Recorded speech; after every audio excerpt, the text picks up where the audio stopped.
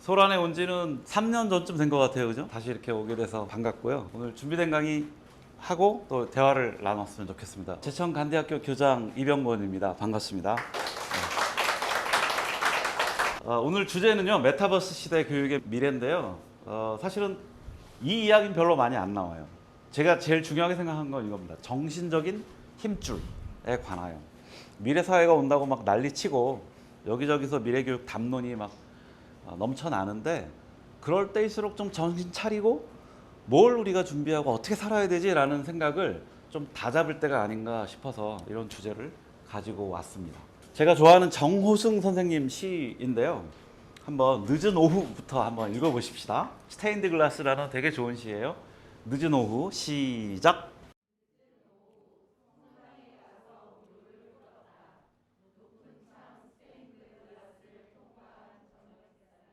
네, 고맙습니다. 와, 마음이 잘 합쳐지는 것 같아요. 리듬을 딱 맞춰서 함께 읽으셨는데요. 뭔가 좀 찡하죠, 가슴이. 저만 그런가요? 그 스테인드 글라스 우리가 수백 번 봤겠지만 저기 뒤에 달려있는 등도 약간 스테인드 글라스 풍인데, 그 수만 번, 수천 번 정도는 봤겠지만 그것이 빛의 고통이라는 생각은 한 번도 안 해보셨죠? 스테인드 글라스가 아름다운 이유는 걔가 산산조각 깨져 있기 때문이라는 거는 사실 쉽게 발견하지 못하죠. 어찌 보면 우리가 아이를 가르치고 교육과 관련된 우리의 삶을 살아날 때는 우리 멋진 통창이 되길 바래요. 하지만 우리의 실체의 모습은 사실은 조각조각 난 스테인드 글라스입니다. 그걸 받아들이는 순간 빛의 고통도 이해할 수 있을 것 같아요. 그게 부모 되는 길이 아닌가 이런 생각이 좀 듭니다. 여러분은 어떤 유형의 학부모인가요? 이분은 아이들을 좀 잘 키우고 싶은데 막상 시험 성적이 딱 나오면 정말 미치겠다. 그렇죠? 두 번째 부모님들은 다른 아이들이 막 뭔가를 해. 그죠? 그럼 나도 그러면 가만히 이러고 있으면 괜찮은 건가? 하고 엄청 불안합니다. 세 번째 유형은 아싸리, 그죠? 경쟁 사회를 지지하는 거죠. 어차피 판은 깔려졌다. 어쩌라고 나보고. 거기서 살아남아야지. 요런 유형이 되겠죠. 요거는 이제 옆집 아줌마론인데, 근데 집안에서 이제 서로 의견 불일치죠. 이 경우는 아빠가 야 그래도 경쟁에 뛰어들 수 있도록 준비를 해야지라는 입장이고, 뭐 거꾸로인 집도 있겠죠. 아빠는 그러지 마라 그런데 엄마가 그럴 수도 있고요. 다섯 번째, 이건 또 엄마하고 고교생 아이하고 갈등입니다. 엄마가 그렇게 좀 하지 마, 좀 쉬엄쉬엄 해 그러는데 세상 물정 모른다고 또 아들한테 타박을 받는 부모도 있을 수 있죠. 여러분들은 이런 유형 가운데 어떤 유형이십니까? 아니면 아무런 유형이 아닐 수도 있겠죠. 이 모든 것들이 반영하고 있는 하나의 지표는 뭐냐면 모두 다 불안하다는 것입니다. 그래서 불안하면요, 반드시 심리적 안정을 취하기 위해서 다른 액션을 취하죠. 그 가운데 대표적인 게 뭐예요? 첫 번째, 가장 무난하죠. 유난 떨지 말고 남들이 하라는 대로 또는 하는 대로 따라 하는 것이죠. 너만 힘들어? 다 힘들어. 그다음에 두 번째, 성공한 사람들 모델을 따라하기. 이것도 많이 볼 수 있는 유형이죠. 그래서 이 두 가지, 남들 따라하듯이 하고 성공한 사람들 모델 따라하려고 하다 보니까, 그렇죠, 개개인이 합리적인 판단을 내렸어요. 그래서 막 행위를 하죠. 그 행위들을 다 합쳐보면 이렇게 되는 거죠. 사회 전체가. 네. 근데 이 사람들이라고 바보예요? 아닙니다. 이분들도 아까 학부모 A 유형부터 D, E 유형까지 뭐예요? 각자 상황에 맞게끔 가장 합리적인 판단을 하고 활동을 한 거예요. 경쟁 체제는 사람이 만든 것이며 영원하지 않고요. 그다음에 경쟁 체제는 그냥 유지되지 않습니다. 경쟁 이데올로기를 체계화하고 유포하는 사람들이 있죠. 그리고 그 가운데 이 밑에 깔린 사람들도 언젠간 이렇게 서리라 하는 그런 심리적 과정을 겪으면서 경쟁을 내면화하게 되죠. 그렇게 해서 총체적으로 빚어진 사회의 모습이 우리 사회인 것입니다. 이거 누구나 다 알고 있는 사실입니다. 그래서 경쟁지상주의를 신념으로 만들고요. 마음으로는 좋은 생각을 하면서도 실제로는 엉뚱한 선택을 합니다. 그리고 그 누구도 이러한 시스템으로부터 자유롭지 않습니다. 그리고 생존 경쟁 준비시키는 것과는 다른 철학을 갖게 되면 이제 인생의 실패자로 바라보게 되는 것이죠. 제가 즐겨 쓰는 용어로 자발적 비주류가 되는 거죠.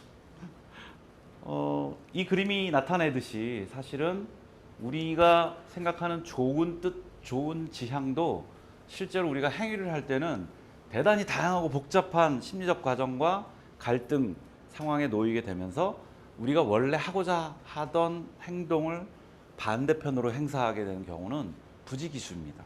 우리 인간은 그렇게 합리적인 존재가 아닙니다. 우리 모두가 인정해야 돼요. 그래서 그러다 보니까 이제 일단 성공 모델을 마음에 받아들이는 순간, 그죠? 그걸 추종하게 되죠. 아이들을 사랑하는 마음으로 공부를 강요하게 되는데 그것은 제가 볼 땐 치명적인 방법론이고요. 성공한 사람들은 사회의 극히 일부입니다. 그렇기 때문에 성공을 바라면서 아이들한테 행사하는 사랑은 자칫 잘못하면 쉽게 폭력으로 변형이 될 수 있고요. 그다음에 삶을 결과 대신 과정으로 바라보고 삶의 존재, 뭐 관계 기쁨 누리고 아이들과 함께 행복을 찾는 길이 이런 것을 극복하는 방법인 건 우리 모두가 알죠. 그런데 좋은 뜻을 지키려면 그 뜻을 지키기 위한 형식과 또 체계가 필요합니다. 그런 곳을 선택해서 가야죠. 예를 들면 뭐 카톨릭 신자가 계신지 모르겠지만 카톨릭 신자가 믿음을 유지하는 방식은 미사라는 양식 속으로 들어가는 거죠. 그죠? 믿음이 높건 적건 간에 미사 양식에 한번 들어가는 순간 뭔가 자신의 그 믿음을 유지시키기 위한 체제가 유지가 되는 것이죠. 마찬가지로 경쟁 체제 정말 힘들구나. 혼자 극복하기 어렵겠구나. 그러면 어떻게 살지? 그러면 경쟁 체제를 완화하는 방식으로 사는 나의 어떤 삶의 형식이 무엇이지? 그렇게 할 수 있는 곳은 어디지? 이걸 찾아갈 수밖에 없는 거죠. 그죠? 불안해서 종교적인 심성을 갖고 싶어서 성당을 찾아가는 것처럼 우리 스스로 마음 깊은 곳에서 정말 절실하다고 느끼는 그 길을 이제 꾸준히 걸어야 되는 건데요. 그렇지 않고 반대로 남들 가는 길 덩달아 가다 보면 겉보기엔 안심이 되지만 속으로는 늘 2% 뭔가 부족하다라는 것을 갈망하게 되죠. 한 해에 우리나라의 대학생들이 자기 전공을 바꾸기 위해서든 또 다른 목적을 위해서든 자퇴를 하는 숫자가 7만 5천 명 정도 됩니다. 7만 5천 명 한 해에. 그러니까 너무 아깝죠. 사실은 그 시간과 12년 동안 학교를 다녔고 또 2, 3년 동안 대학을 다녔을 텐데 7만 명은 왜 그만두고 다른 길을 선택하는 걸까? 확실한 건 입시는 재수와 삼수가 있지만 인생에는 재수가 없더라고요. 그죠? 그냥 한 번밖에 못 사는 거예요. 그래서 이제 선택을 해야 되죠. 아까 말한 대로 이런 것에 두려움에 떨면서 경쟁 사회에 적응할 건가? 아니면 인생의 그 디테일한 과정을 주목하면서 어른 아이 모두 행복한 사회를 만드는데 동참할 것인가? 이게 되게 중요한 것 같습니다. 저는 이제 한 50살 가까이는 학자로서 살았고 또 이런저런 뭐 외국에 아직도 견문이 조잡하긴 하지만 그래도 외국에 괜찮다는 학교들과 혁신적인 학교들을 많이 살펴보고 다녔는데요. 저는 이 제천 덕산면 선고리에 있는 이 산골 학교에서 아이들이 그래도 우리나라의 한국 사회의 다른 지역보다 좀 스트레스가 덜하고 자기 스스로가 되어가는 과정을 좀 제대로 겪어보는 아이들을 6년째 바라보고 있잖아요. 이 말을 전 이해해요. 인생의 디테일한 과정에 주목하는 것들. 그 아이가 어떤 성취를 내는 게 중요한 게 아니고요. 초등학교 티를 갓 벗은 아이들이 이제 입학을 했다가 온갖 우여곡절과 심리적 변화와 신체적 성장과 관계에서의 찌그럭빠그락과 이런 걸 다 겪으면서 늠름하고 의젓하게 자기 관계를 풀어가고 자기 공부를 찾아가는 아이의 성숙되는 모습을 4, 5년 상간에 지켜볼 수 있거든요. 6년째 되면 이제 정말로 완숙된 아이가 이제 사회로 가는 거를 온전히 지켜보는 그것 자체가 엄청나게 행복한 일이구나라는 걸 저 느꼈어요. 문제는 뭐냐면 그렇게 자연스럽게 성장할 수 있는 환경이 거의 없구나 우리나라에. 저는 이런 상황, 아까 말한 대로 그런 행복하게 살고자 하는 지향점이 있다면 그것을 지켜줄 수 있는 내용과 형식을 갖춘 체계로 들어가야 된다는 거. 그게 꼭 대안학교일 필요는 없어요. 주변에 있는 좋은 혁신학교일 수도 있고 공동육아 협동조합일 수도 있고 아니면 부모님들끼리 만든 마을학교일 수도 있고 또는 이 카페 소란에서 운영되는 방과 학교일 수도 있어요.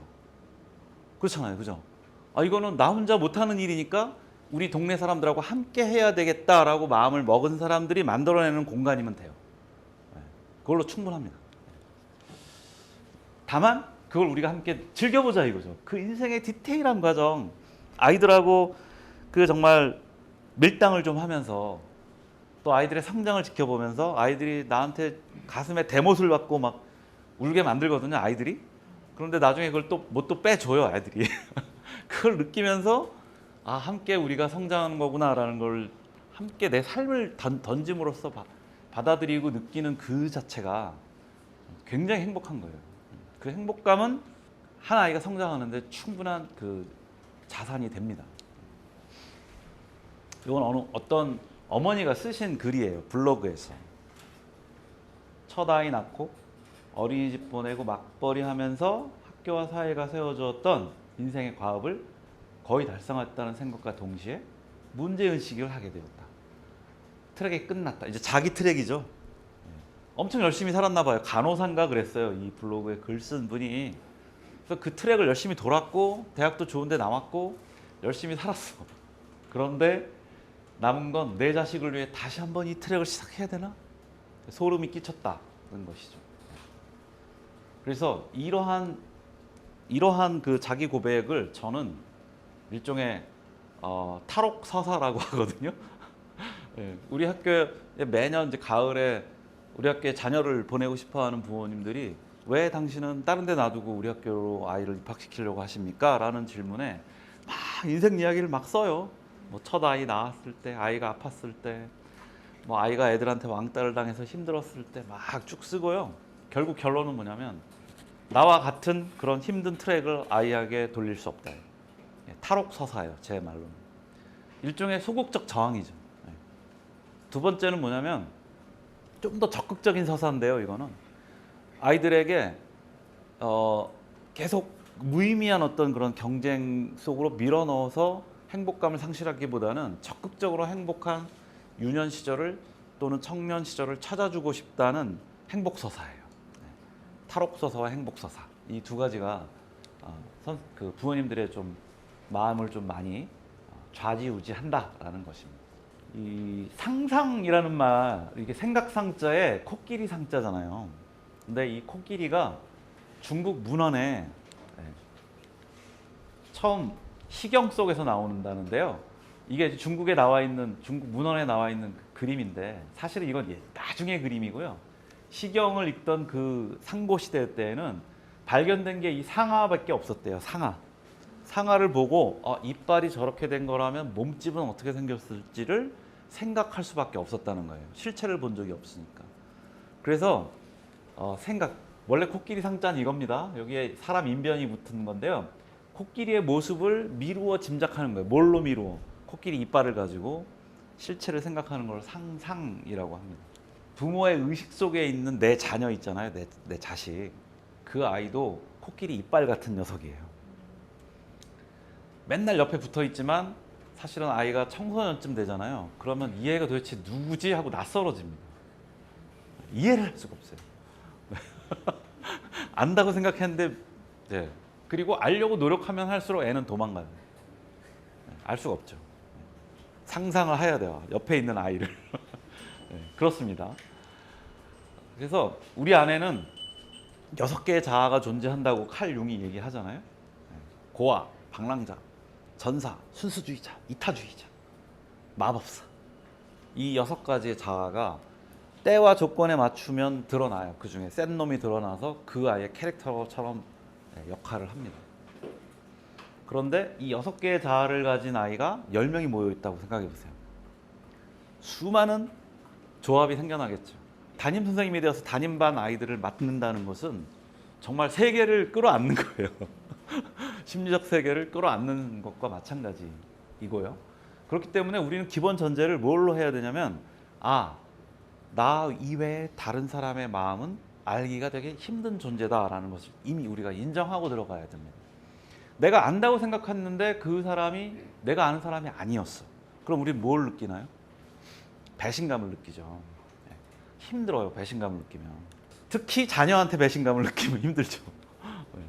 아이들은 머릿속으로는 노라고 생각하지만 말로는 예스라고 말을 합니다. 특히나 아이들끼리만 통하는 카톡 또는 단톡방에 들어가서 보고 싶진 않지만 봐야 되는 상황이 있습니다. 어떤 사건이 터져서 그 사건의 내막을 알기 위해서는 아이들이 보여준 단체 톡방에 들어있는 톡을 봐야 돼요. 저도 어쩔 수 없이. 그 안에 들어있는 아이는 그냥 교실이나 운동장에서 보아왔던 내가 파악했던 그 아이가 전혀 아니에요. 왜 그 말 있잖아요. 어차피 가족이란 역할 행동이다.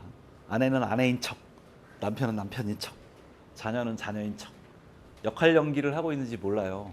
특히 아이들이 청소년기에는 더욱 그럴 수 있거든요. 그러니까 어차피 가족은 역할 행동이야. 그러면 학교는 그럼 스승 제자 역할 놀이죠. 네. 그렇게 파악하는 아이들이 있어요. 그럼 어떻게 해야 돼요? 그럼 인정해 주면 돼요. 그렇게. 그래, 너한테 놀이겠지. 라고. 그래서 인간에 대한 다양한 이해와 또 성장과 소통과 소통 잘 되는 사람하고 소통하면 그거 누가 못합니까? 소통이 어려운 건 뭐냐면 세상에 소통이 안 되는 사람이 너무 많아요. 그 사람들하고 해야 되니까 어려운 거죠. 그래서 그것을 겪어보는 게 바로 함께 키우는 것입니다. 우리 아이들이 처음 들어오면 1년 동안 정말 숱한 심리적인 그 갈등과 또 실질적인 사건을 겪는데요. 그럴 수밖에 없어요. 왜냐하면 아이들은 가정에서 왕자 아니면 공주처럼 이미 자라버렸어요. 20명의 왕자와 공주가 생활관 기숙사 방에 모여 있어요. 모두가 왕자와 공주가 되려고 하는데 싸움이 안 날 수가 없죠. 그러니까 아이쿠야, 이렇게 살면 굉장히 다른 사람하고 살기가 힘든 거구나 라는 것을 날 것 그대로 느낄 수 있어야 됩니다. 그게 뭐예요?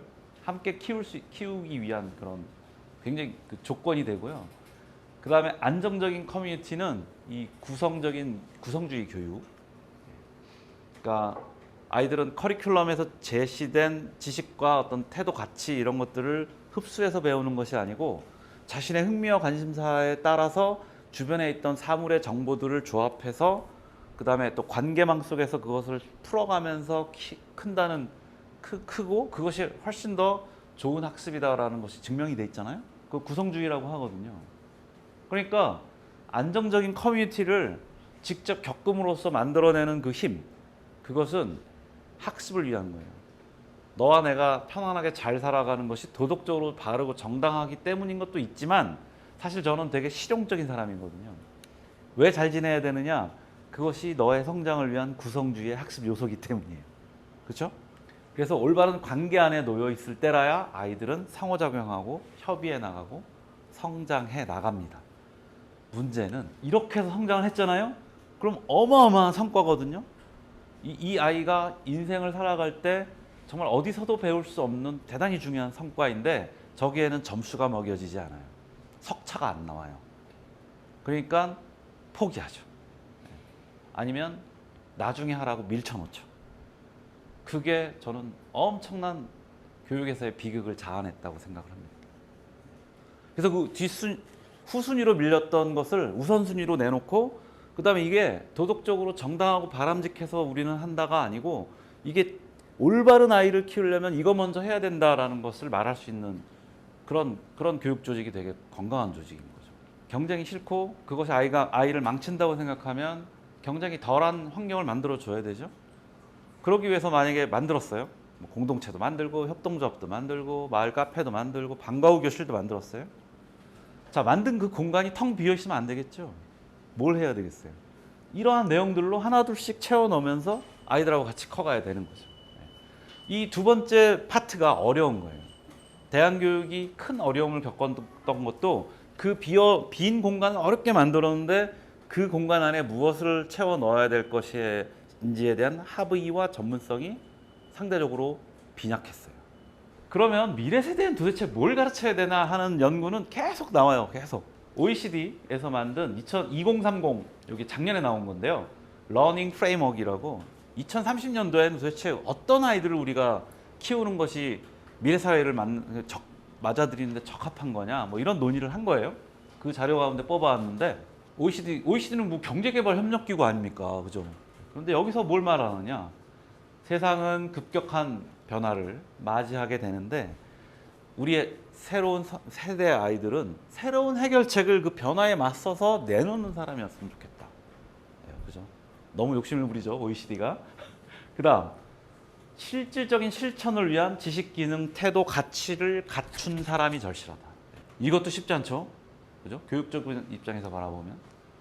그다음에 학습자의 행위 주체성. 이건 뭐냐면 자기가 주체가 되어서 일을 풀어가거나 학습을 해가는 사람이에요. 이거 에이전시라는 말을 요즘에 작년부터 부쩍 많이 쓰더라고요. 에이전시. 행위 주체가 되는 겁니다. 그래서 왜 이걸 강조하냐면 앞으로 다가오게 될 복잡성과 불확실한 세계를 헤쳐나가는데 이 주체성이 가장 중요하더라라는 거죠. 네 번째, 교육의 목적은 개인과 공동체의 웰빙이라는 거죠. 우리는 이것만 계속 강조해요, 그죠? 경쟁에 이기는 건 개인이잖아요. 그래서 공동체 웰빙을 서로 밸런싱을 맞춰야 된다라고 주장을 하는데요. 여기서 이제 이번 강의의 핵심이 나옵니다. 교육과 경제 관련 기관들이 미래 사회 전망과 MZ 세대들에게 요구하는 역량 특성들, 이런 걸 면밀히 살펴봤더니 이런 거예요. 저는 이걸 싸잡아서 이렇게 부릅니다. 정신적인 힘줄이라고. 여기는 어떤 게 있냐? 이런 게 있습니다. 이게 지난달 요맘때쯤 제가 고려대학에서 우리 제천관대학교 제천 이전 20주년 포럼을 했거든요. 대한교육연대하고 함께. 그때 요 제목으로 발표했던 글에 제가 실었던 저의 글입니다. 미래 사회에도 여전할 것 같은 교육 요소들이 있어요. 작은 마을에서의 자립과 주체적인 삶, 갈수록 중요합니다, 이거. 그다음에 학습자 자기 스스로가 자기 삶과 존재 이유에 대한 자각이 필요합니다. 사실은 대한교육은 이거가 처음 알파의 오메가라고 할 수 있죠. 왜냐하면 이렇게 해서 자각된 아이는 이제 뭐라도 막 하려고 찾기 시작하거든요.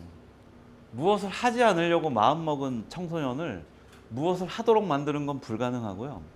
무엇을 하려고 마음먹은 청소년을 하지 못하게 하는 건 불가능해요. 그쵸? 그러니까 중요한 건 뭐예요? 무엇을 하려고 하는 마음을 어떻게 가지게 할 건가 하는 거예요. 그게 알파의 오메가예요. 이게 된 친구들은 정말 뭐라도 합니다. 무섭게 합니다. 무섭게. 그다음에 성장 과정에서의 불안정한 심리 상태. 이거 미래 사회가 오고 메타버스나 아니라 메타버스 할아버지가 오더라도 아이들은 정신적으로 겪어야 될 성장기의 그런 심리적 불안정은 반드시 겪도록 되어 있습니다. 결국 우리가 해줄 일은 그 아이들하고 함께 불안해하면서 함께 흔들리고 함께 아파하면서 옆에 있어주는 거예요. 대안적 문명으로의 변화를 가르치는 거 대단히 소중하죠. 차이를 존중하는 거, 받아들이는 거. 그다음에 아이마다 다른 발달과 성장 속도를 인정해 주는 거. 이게 하나하나가 요소이지만 각각의 요소들이 서로 또 이렇게 음으로 양으로 얽혀 있죠. 저는 이 내용들을 고민하면서 성장한 아이들이 결국 갖게 되는 힘, 그걸 저는 정신적 힘줄이라고 명명하고 싶은 거예요. 그럼 교육은 진짜 거기서 완성되는 거예요. 그리고 사랑과 행복 추구에 대한 열망, 이런 것들이 미래 사회에도 여전히 사라지지 않을 요소들입니다. 그걸 살피는 게 굉장히 중요해요. 그래야 이것을 어떻게 발현시킬 수 있도록 아이들을 도우면서 나도 같이 살아갈 건가가 나오는 거죠. 제가 지금 작성한 파일은 다 여기다 놓고 갈 겁니다. 그러니까 나중에 회원들끼리 다 나눠서 가지십시오. 제가 발표하는 모든 자료는 다 카피레프트입니다. 그런데요, 제가 존경하는 교육 사회학자가 있어요. 김찬호 박사. 김찬호 교수죠. 지금 성공회대학에 계신. 이분이 지난 5월 달에 제가 한번 모셨어요. 덕산면 우리 학교로 모셔서 1차 포럼을 했을 때 제가 김찬호 교수님한테 글을 부탁드렸는데, 지금까지 학교 형태의 제도권 밖 대안학교가 출연한 지 27년 정도 됐거든요. 그럼 그 27년 동안 어떠한 뭔가를 얘네들이 해낸 것 같습니까? 그걸 좀 한번 사회학자로서 정리를 해 주십시오. 제가 그랬어요. 그랬더니 원고를 보내주셨는데 이렇게 7가지를 정리해 주셨습니다. 그런데 놀랍게도 내용을 살펴보면 제가 김찬원 선생님한테 글 부탁드리기 전이었고 저랑 뭐 비슷한 글을 읽은 것도 아닌데 거의 제가 짚어낸 거랑 비슷하게 짚어내시더라고요. 그래서 존재의 자각, 배움의 즐거움, 몸의 재발견, 자연과의 조우, 자기 형성의 시 공간을 가지는 것, 시민으로서 성장한 것, 관계를 창조한 것, 이렇게 짚어내셨어요. 이거 하나하나의 것들이 설명도 필요하고 예시도 필요한 내용이지만 지금 오늘은 그럴 만한 자리가 아닌 것 같고요. 아무튼 이 김찬호 교수님과 제가 짚어낸 7가지의 이런 유사성들을 보면 대단히 놀라운 연관성을 가지고 있겠구나라는 생각이 듭니다. 메타버스 시대니까 이제 미래교육하고 관련이 있죠. 이 논의들이 미래교육과 관련된 문서들이 대략 한 12,000편 정도의 논문이 나와 있더라고요. RISS라고 교육학술정보원에서 운영하는 학술정보 데이터베이스로 들어가서 이제 논문을 찾아보죠. 저도 글을 써야 되고 어쩌고 해야 되니까. 미래교육과 관련된 논의들을 다시 연구를 해본 메타 연구가 있어요. 연구에 대한 연구는 메타 연구죠. 그래서 그걸 보면 이렇게 4가지로 집약이 됩니다. 혁명적인 변화의 탐색, 교육의 개념, 목적, 내용, 방법을 완전히 뒤바꿔라 라는 류의 논문이 있고요. 그다음에 교과 교육의 질적 혁신을 제안하는 거예요. 지식을 융복합해라, 에듀테크를 만들어라 등등. 공교육계에 계신 선생님들은 지금 머리가 아플 거예요. 요것만 뭐 나오면, 그죠? 벌써 몇 년 됐죠?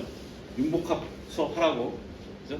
3번째, 신체 감각 정서 사회적 기술, 예술 체육 비인간 존재와 공존하는 방식.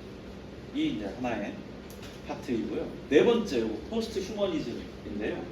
이제 사물과 생태와 지구의 어떤 그런 전체적인 상황을 바라보는 시각이 인간 중심적 사고에서 벗어나서 인간과 비인간, 비인격적 존재와 함께 어떻게 살아갈 것인가 라는 포스트 휴머니즘 논의가 이것도 좀 꽤 됐습니다. 한 10년 정도 우리나라에서 논의된 겁니다. 이렇게 4가지로 떨어져요. 그 우리나라 교육기본법 2조에 보면요, 교육 목표가 나와 있어요. 대한민국 교육 시스템에 목표가 나와 있어요. 대단히 좋은 목표입니다. 그죠? 이거 많이 보셨죠? 홍익인간이에요. 요거를 다시 3분야로 다시 쪼개서 설명을 하는데요. 우리나라의 교육은 목적이 뭐냐면 개인의 인격을 도야시키고요, 자주적인 생활 능력을 키우는 거예요. 여기서 이제 지식, 기술 뭐 이런 걸 가르치는 거죠. 그래서 민주 시민을 만드는 게 목적이에요. 그래서 우리 개인은 아름다운 인간다운 삶을 영위하고 민주국가로 발전시키고 인류 공용의 이상을 실현하기 위해서 교육을 한다고 되어 있어요.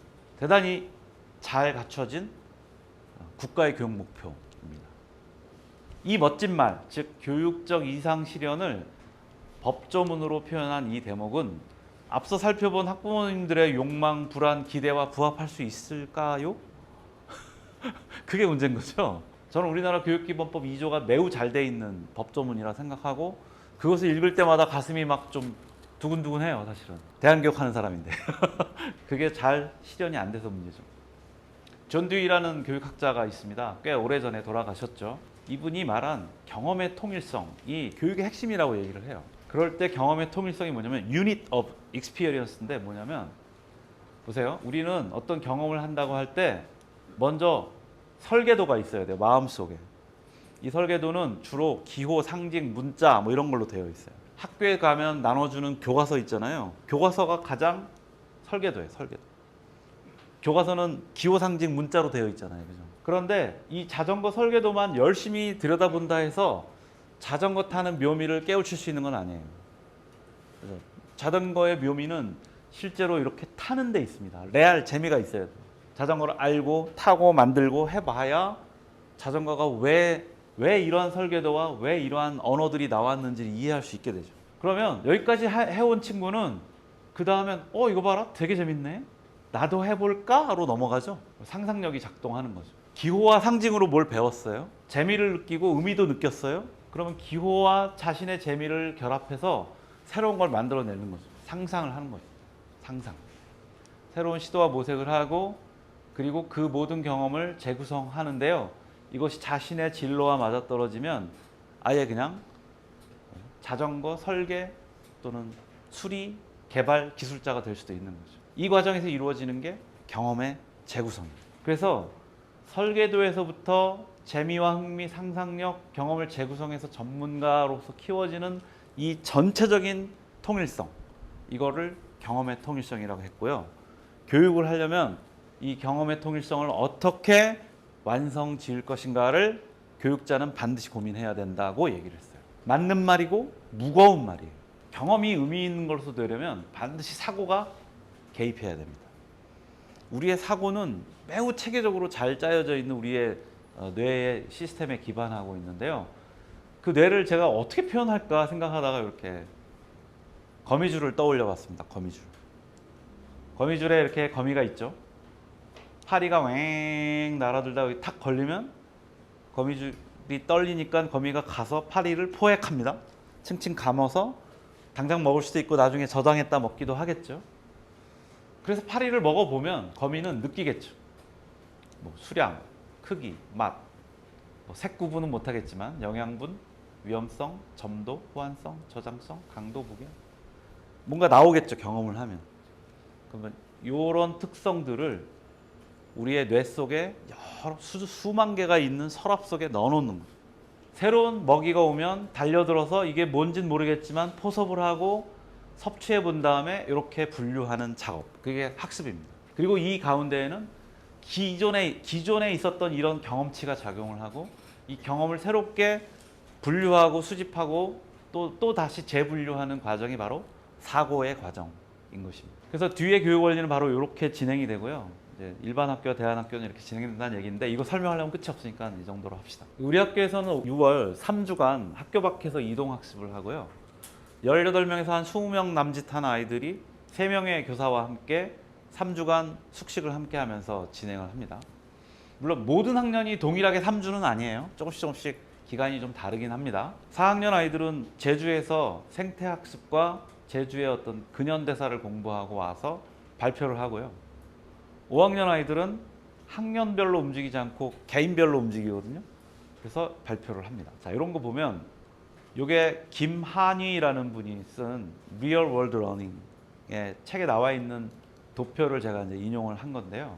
이 Real World Learning의 책을 보시면 제가 한 7, 8년 전에 번역한 넘나들며 배우기라는 책을 조금 더 실천적으로 한국적인 맥락에 맞게끔 하고 있었어요.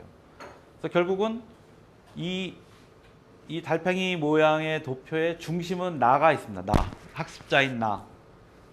그래서 주제를 탐구하고 내가 누군지를 탐색하는 거예요. 이것도 힘이죠. 그래서 그렇게 해서 나가다 보면 내가 확장이 되는데요. 이 확장된 내가 더 많이 알 수 있는, 아까 그 거미줄의 망이 넓어지는 거죠. 연결을 해 나가는 거죠. 그리고 실행을 해 나가는 거예요. 이게 계속 돌아가는 거죠. 이렇게. 요걸 좀 더 옆으로 펼쳐서 보면, 면으로 좀 펼쳐서 보면, 집에서 처음에는 성장하지만 청소년 시기에는 학교와 집 사이에 걸쳐져 있는 존재고, 이 사이에 예전 같으면 학교에서만 경험이 제한돼 있던 그 상황에서 진로 또는 여러 분야의 전문가, 정서적인 지지자가 옆에 세워져서 아이가 성장할 수 있도록 이끄는 거죠. 그걸 어떻게 학습 조직을 만들어낼 건가라는 것이 바로 리얼 월드 러닝, 즉 진짜 세계에서 배우는 학습의 핵심 개념입니다. 아까 말씀드렸잖아요. 아이가 경쟁을 피하면서 자기 스스로 되어가는 그런 교육을 받고 싶게 한다면 그것이 가능한 한 구조와 조건을 만드는 게 중요하다고 말씀드렸잖아요. 이런 원리가 바로 그 조건들을 만드는 원리들이에요. 그런 것들이 이렇게 우리 학교에서는 이렇게 연결되어서 설명할 수 있겠다라는 그런 내용입니다. 네, 오늘 제가 드릴 강의는 여기서 끝내도 돼요. 그걸 말씀드리고 싶어서 왔는데 앞으로 말씀드릴 내용은 완전히 저의 개인적인 이야기고 부가적인 이야기입니다. 제 자신의 정신적인 힘줄은 어디에서 비롯되었는가를 한번 저 자신을 들여다본 것인데요. 이 이야기가 요즘 세상에 통할지는 잘 모르겠어요. 6학년 이제 졸업을 앞둔 아이들이 저에게 강의를 부탁해 왔습니다. 쌤, 진로를 이제 결정을 하고 나가야 되는데 어떻게 해야 될지 모르겠어요. 강의를 좀 해주세요. 그래서 고민을 하다가 결국 이 파일을 들고 왔는데요. 그 중에 그냥 제가 몇 개를 좀 뽑아 온 겁니다. 이분이 제가 박사과정 공부할 때 지도 교수였는데요. IOE라는 곳에서 공부했어요. Institute of Education인데요. 런던 대학의 교육연구원입니다. 96년부터 공부를 시작했는데 너무 공부를 못해갖고 10년 6개월을 있었는데 이때 저는 처음으로 딴 세상에서 완전 소수자로 한번 살아봅니다. 물론 저도 뭐 가난한 달동네에서 태어났어요. 이런 달동네. 한성대학 뒤편에서 태어났거든요. 65년생이고 저희 할아버지는 소장농이셨어요. 그리고 가난했고 달동네에서 살았습니다. 하지만 장손의 장남이었고 범생이었고 믿기지 않겠지만 그랬습니다. 좋은 학력 그래도 있었고 사회적 주도하고 있다는 자부심도 있었고 난 나 스스로 지식인이다 라고 자존심이 있었죠. 그러나 외국으로 나가서 머리 까만 남자가 서양에서 살아간다는 건요 정말 그냥 눈에 보이지 않는 투명 인간이 살아가는 거랑 똑같아요. 게다가 돈도 없어요. 그냥 결국 저에게 영국은 알바 천국이었어요. 주말 한국 학교 교사, 인터내셔널 스쿨 오브 런던 시간 강사, 원고 써서 원고료 받고 목소리 더빙 회사 있거든요. 채터박스라는 회사에서 목소리 더빙 했어요. 영어 잘 못하는 동양 남자 역할을 많이 했어요. 창피하지만 자꾸 할 수밖에 없는 게 돈이 짭짤했거든요. 한국어 레벨 테스트 심사관도 했고요. 영국 문화원에서 뽑습니다. 미니캡이라고 작은 택시 운전도 했고요. 방학 때. 관광 안내, 히스로공항 픽업, 신문방송 취재, 현지 코디네이터, 각종 통역, 교육연구기관 현장 방문 통역, 사립학교, 한국학생, 가디언, 논술 글쓰기 개인 교수 등등등등 했는데요. 저의 통장은 항상 마이너스이거나 0이었어요. 돈 들어가는 게 너무 많으니까. 그러니까 입금된다는 일은 일절 다 해봐도 통장 잔고는 언제나 저공비행이었습니다. 항상 돌아가는, 만약에 이것저것 다 망해서 안 된다. 그러면 최소한 귀국할 수 있는 비행기 값은 저랑 식구들 건 있어야 되니까 항상 통장에 1,000파운드는 있어야 되는데 항상 이런 상황이었죠. 그래도 기죽지 않고 어찌저찌 버텼는데요. 내가 지금의 나일 수 있는 배경은 나의 내면에 잠들어 있는 조음을 깨워서 데리고 다닌 거, 그리고 나를 믿고 앞으로 갈 수 있는 배짱이 있었던 거. 옛날 사진이고요. 하여튼 이렇게 잘하고 성장했는데 요거는 제가 대학 시절에 신문사 학생 신문 기자였거든요. 이 양반들한테 너무 많이 배웠어요. 동료이기도 하고 후배이기도 한데 저는 여기 있습니다. 여기 진짜 많이 배웠습니다. 글쓰기, 취재하기, 편집하기, 필자 발굴하기, 발굴한 필자한테 가서 글 청탁하기, 청탁한 글이 마음에 안 들면 고치기, 고쳤다가 야단 맞기 뭐 등등. 그리고 이렇게 불광동 산동네에서 살았는데요. 그때 정말 이 영화 1987, 1988인가요? 거기에 같은 이 평상 공동체가 아직 살아있던 그 기억도 납니다. 저를 키운 것은 어머니와 함께 읽었던 텃밭. 이 옥수수 키우고 토마토 키우고 배나무, 포도나무를 어머니와 함께 키웠던 기억이 너무너무 저한테는 소중합니다. 생명을 키워본 처음 사건이기도 하고요. 가족과 친구 사이의 사랑, 뒷산과 골목, 저 대머리같이 생긴 이 바위가 북한산 자락의 족두리봉입니다. 여기서 좀 능선 타고 올라가면 승가사라는 절이 나오는데요. 저기에서 매일같이 뛰어놀았고요. 그 다음에 할 일이 없으니까 책을 봤고요. 전두환 때 730 교육개혁 조치라고 해서 과외를 다 없애버렸거든요. 고2 때 제가 집에 들어온 시간이 3시 반이었어요. 할 일이 없어요. 그때는. 그러니까 책을 봤죠. 문예반 활동과 엉터리 5인조 밴드와 대학신문사. 요게 저를 키웠어요. 저는 시간을 가질 수 있었고요. 학교에서 배운 지식은 그때그때 필요할 때 많이 배운 건 아니지만 적절하게 저를 자극했고, 책이나 신문을 읽으면서 세상에 대한 호기심과 반항심을 뒤죽박죽 섞으면서 키워갔습니다. 그리고 대학에 딱 입학했더니 세상은 내가 생각했던 그런 아름다운 곳이 아니더라고요. 엄청나게 힘든 어떤 정치적인 갈등과 비이성적인 정치 체제를 만나게 되었고, 이거 어떡하지? 하다 보니까 결국 공부를 하게 되더라고요. 선배가 하나 있고 1년, 2년 선배인데 세상의 모든 걸 다 아는 듯이 막 하던 선배예요. 지금 보니까 참 우습죠. 발제자와 사회자가 서로 논의를 하는 작은 규모의 스터디 그룹이었는데요. 요것도 나름 또 학생운동 조직이라고 다 점조직이에요. 요 빨간 애들이, 그죠? 핵심 인물인데 요 셀에 들어있으면 누가 리더인지 몰라요. 그리고 이 빨간 사람하고 서로 소통도 안 해요. 잘 몰라요. 이 빨간 사람을 움직이는 사람은 저 어딘가에 우리가 모르는 곳에 있어요. 완전 점저지기였. 그런데 그 스터디 그룹에서 역사, 문학, 정치경제학, 세계 체조론, 철학, 여러 지역의 민족해방운동사, 이청준 선생, 박노해 선생, 이무구 선생의 여러 가지 책들 엄청나게 봤어요. 그리고 이런 언어도 막 구사하게 되는 것 같다. 입학한 지 한 2년쯤 됐는데 세미나 몇 번 하더니 그거는 자기가 주술세계로 불러낸 암흑세계의 힘을 더 이상 통제하지 못한 마법사와도 같이 자본주의라는 게 그런 거야 이러면서. 그죠? 이게 뭐예요? 언어. 세상을 규정하고 설명하고 기술할 수 있는 언어를 얻은 거예요. 이제 나의 분노와 정의감은 언어를 찾았다. 이론의 백업도 받았다. 그러니까 얼마나 기고만장했을 거예요. 그죠? 근데 저는 그렇게 생각합니다. 우리 학교 아이들한테도 가끔 그 얘기를 해주는데요. 세상 최고로 기고만장해야 될 때가 있어요, 사실은. 자기의 언어로 세상이 설명 가능할 것 같다는 그런 흥분감을 막 도취할 때가 필요하다니까요. 그렇습니다. 저는 진로를 선택한 적이 없어요. 그리고 직업을 선택한 적도 없어요, 사실은. 분야를 선택했어요. 교육이라는 분야를. 그리고 가치와 지향점은 교육이라는 걸 선택했는데 왜 그럼 이러한 일을 계속 종사하느냐? 저는 사람을 살리고 싶거든요. 사람을 죽이는 교육 말고 사람을 살리는 교육을 좀 해야 되겠다. 그다음에 우리 사회를 그렇게 함으로써 조금 요만큼이라도 좀 진보적인 공동체로 좀 변화시키고 싶다. 그게 저의 가치였어요, 사실은. 대단히 단순하고 소박하지 뭐.